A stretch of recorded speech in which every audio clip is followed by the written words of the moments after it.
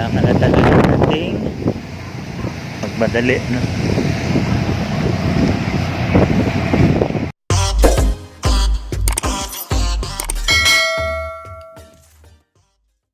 So, good morning guys. Ito,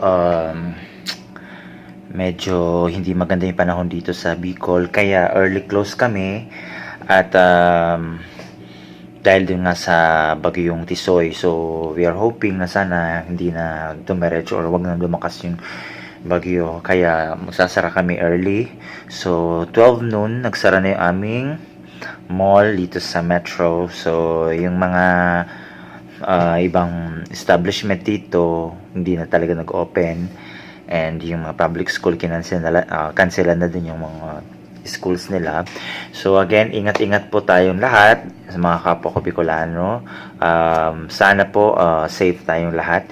Yung mga iba na mga nasa malapit sa mga ilog at dagat, mas mainam na mag-evacuate po tayo, no?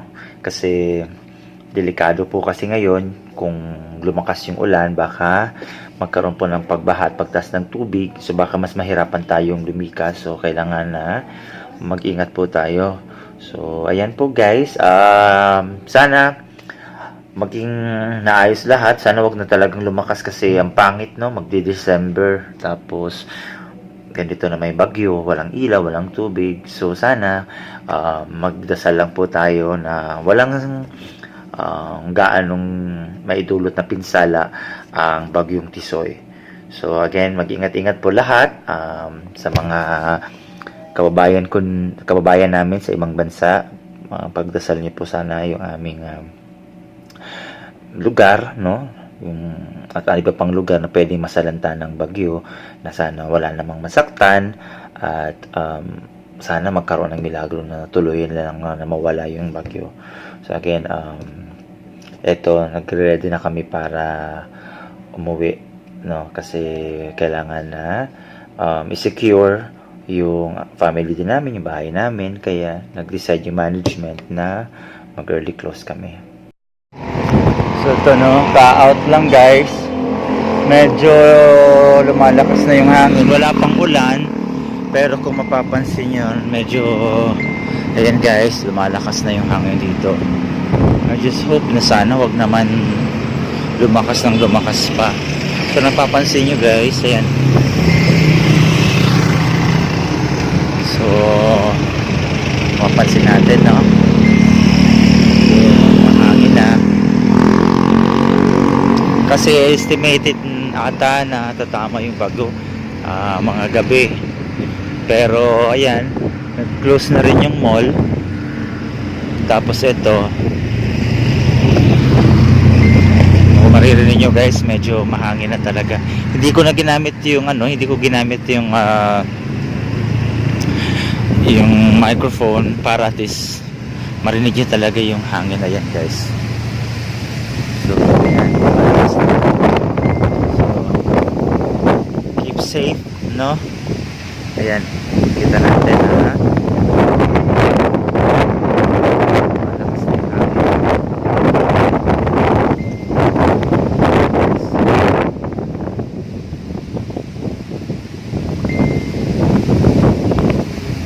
Kalungkot lang kasi magpapasko, no? Ayan, no?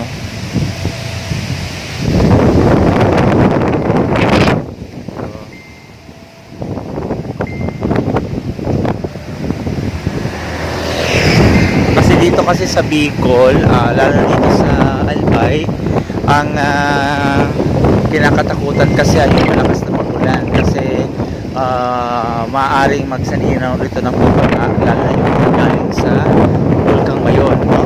Kasi last na bagyo, nagkaroon ng bagyong Remi, yun ang pinakamalalang nangyari, sino ng baha, at binuhos lahat ng lahar, at malalaking bato galing sa Bulkan, kaya sa alam. So ito,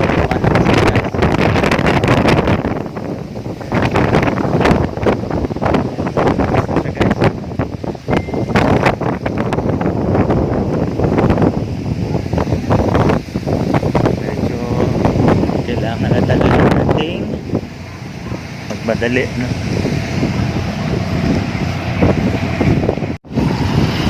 So, ingat-ingat na lang guys. So, maraming salamat sa mga sumama sa akin ngayong umaga. And ingat po lahat. So, God bless everyone.